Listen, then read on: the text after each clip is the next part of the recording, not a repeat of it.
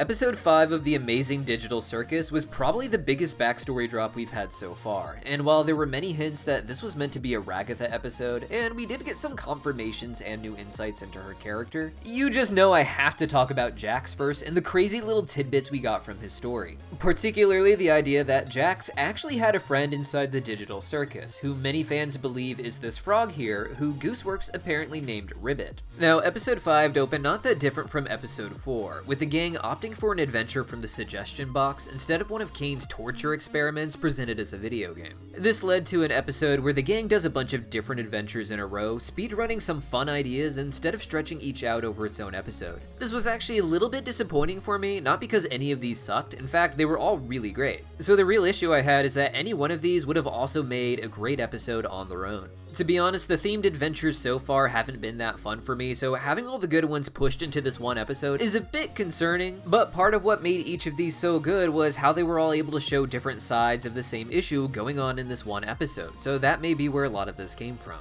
There's a lot to talk about in the next few videos, but for this one, the most important thing we learned through all these adventures was about Jax. Jax, of course, has been stuffing the suggestion box with terrible ideas, hoping to be able to use them against the other circus members. Such as their first adventure, which is a safari game where everyone else is an animal and Jax gets to be the poacher. This as the first adventure really sets up what Jax is all about, and honestly I think it might even hint at the ideas that I'm going to present later in this video that Jax is ultimately responsible for his best friend abstracting. The premise of Jax's character really is that he likes to exploit things to make life worse for everyone else, and it gives him some serious laughs when others are suffering because of it. His primary victim right now is Gangle, with everyone else just tolerating Jax and his evil behavior until he goes too far with her. The big twist for this episode, at least with the Jax subplot, was the way the gang found to turn his behavior back on him. For this series of adventures, Kane had made a voting system that let the characters decide what they do not like, but they were also able to use this function to force changes onto everyone else. Jax tried to use this against the others as well, but nothing he proposed would get voted for by the others because of course no one really likes the way he treats them. Meanwhile, when Zooble proposes that Jax becomes forcibly vegan, everyone agrees. This was funny but really inconsequential as they don't really eat food in the Digital Circus and it's all just pixels. But it was a joke being turned onto Jax, and that was what really mattered here. This escalated with the gang voting to put Jax in a maid's outfit, something I remember seeing crazy artwork for on the internet long before this episode, which seems so bizarre back then, but here we are.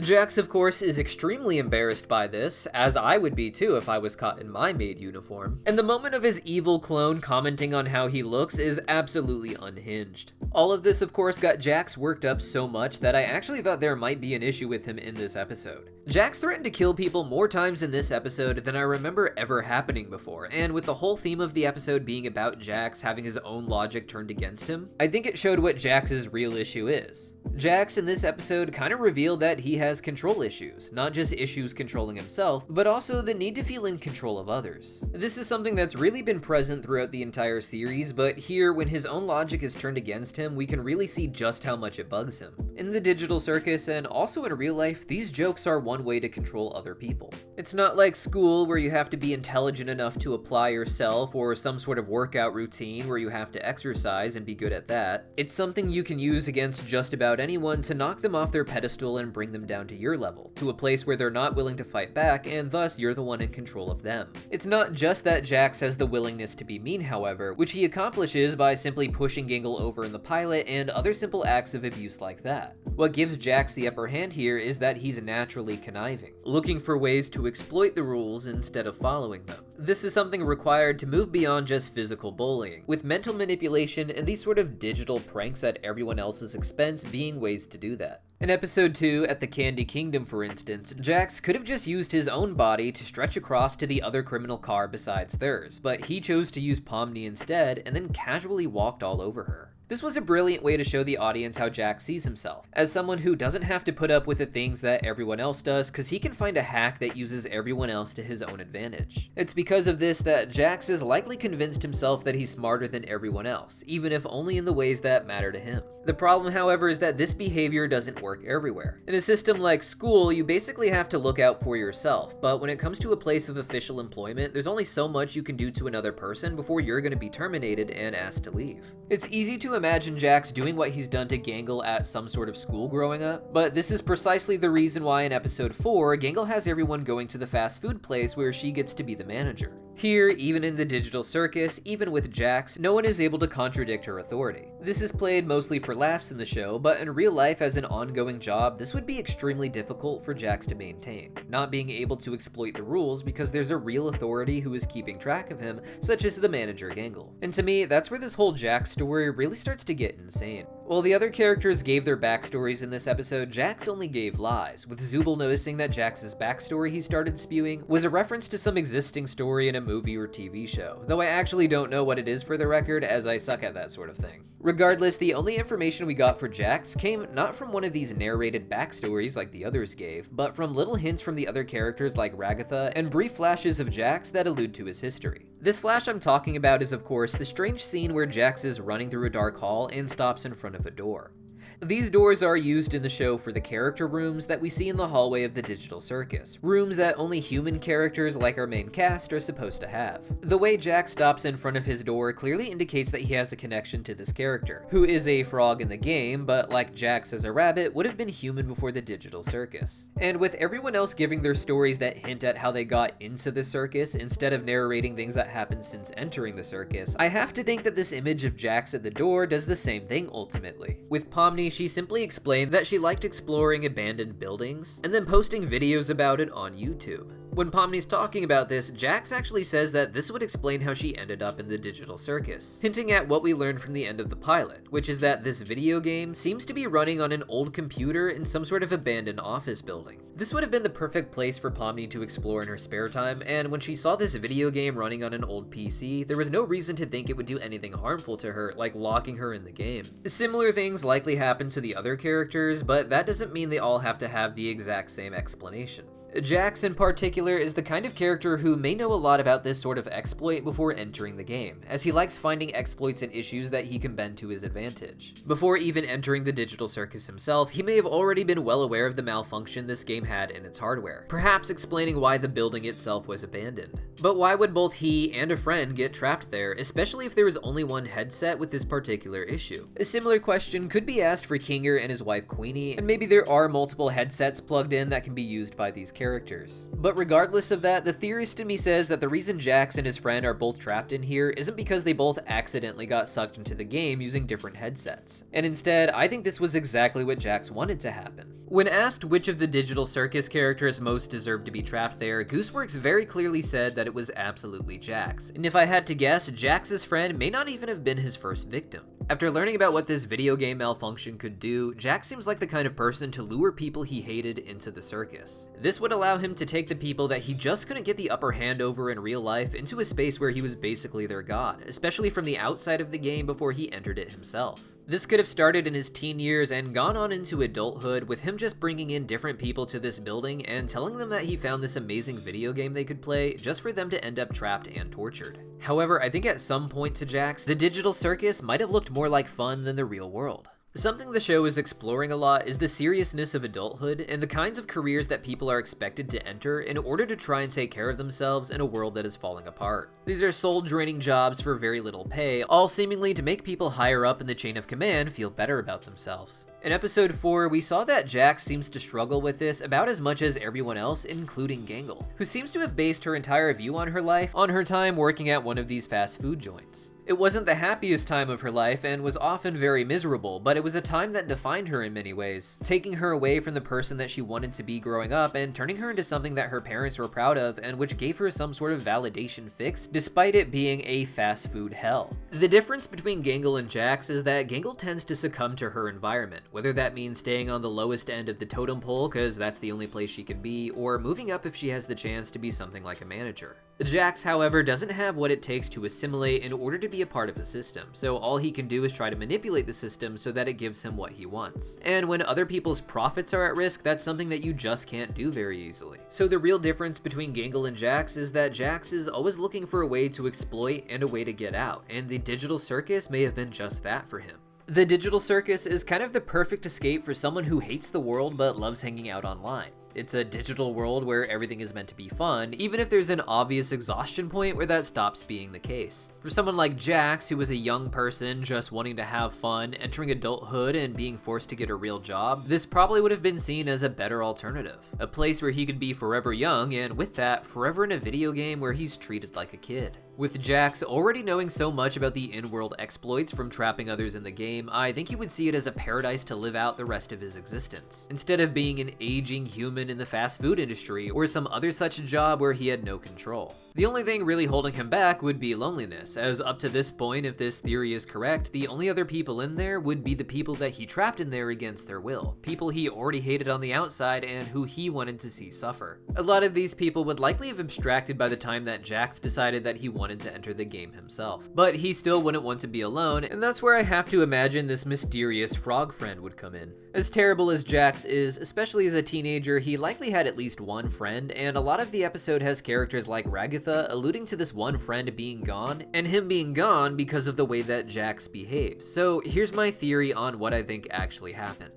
After dealing with the expectations of becoming an adult and failing miserably, I think Jax would try to lure a friend into the digital circus by just treating it like a normal video game that he had found and enjoyed. When they entered, they would have a lot of fun at first, but when it was time to leave, they would find themselves trapped and Jax would simply play like he was shocked, even though he'd seen it happen before with victims of his own even. From here, I think Jax would play things like he does in this episode, insisting that his friend, like the others, takes the game too seriously and should just be trying to have fun. The only reason this is fun for Jax, however, is that he feels in control of it, and his frog friend is not going to have that feeling. Instead, he'd be like everyone else, like Pomni, trying to figure out how the hell they got stuck there and of course trying to get out. Jax would know from seeing others struggle that it's useless and can even lead to you abstracting, but there would be very little he could say to actually comfort his friend and make him enjoy it the way that Jax was. This would have been a choice that Jax made after a long period of time contemplating, something that even he probably didn't take too lightly. But his friend never had that opportunity or choice and instead would feel like he was trapped there against his will.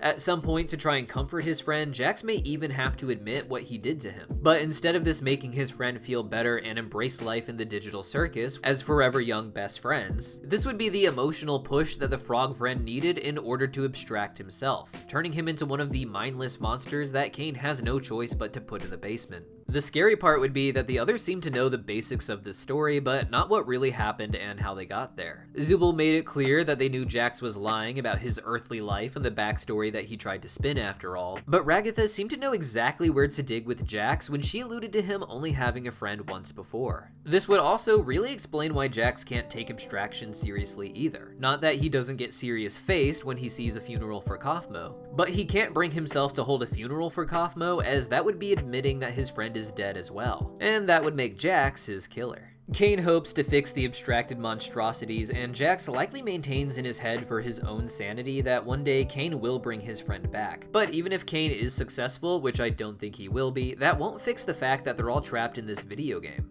Now, this was an absolutely amazing banger of an episode in my opinion, and quite possibly the best so far. But that tends to be the case in these indie miniseries epics. Each episode just brings us closer and closer to a dramatic endgame, and thus each episode becomes more intense in different ways as they shake away the humor and reach a place that is just too devastating to actually be funny.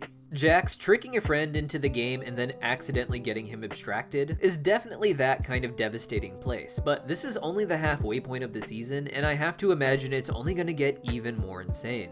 I mentioned earlier how uncomfortable I felt at Jax threatening to kill people so often in this episode, and I honestly was worried that the big dramatic ending would be something like Jax actually getting his revenge and pushing someone else to abstraction. There was even a moment in that maid's uniform where I was worried Jax would be the one to abstract himself, and to be honest, maybe that's what they're really setting up here. Until now, I had always thought that the show would culminate in Jax getting someone else to abstract and seeing the horrors that he wrought upon the digital circus, but it's really starting to look like everyone else is just getting tired of him. Even Ragatha seemed to go for the cold-blooded kill with him, and her apology for it felt like another attempt to make him feel worse, even if she was actually kind of sorry. This episode explored the idea that Ragatha's mother set high expectations expectations for her that had her behaving more politely than the other characters in the show. When she does get frustrated, she's treated like this is wrong and out of character for her, and her apology did seem like a way of acknowledging that she'd done bad. But in doing so, she also reminded Jax that he had done bad too, and that what she feels guilty about is insanely innocent compared to what Jax feels guilty about, which is essentially murder. And with all that in mind, it feels like the episodes to come will just have Jax getting worse and worse until he finally reaches his own breaking point, learning perhaps what he had been doing to other people, but perhaps this time the others will be able to save him.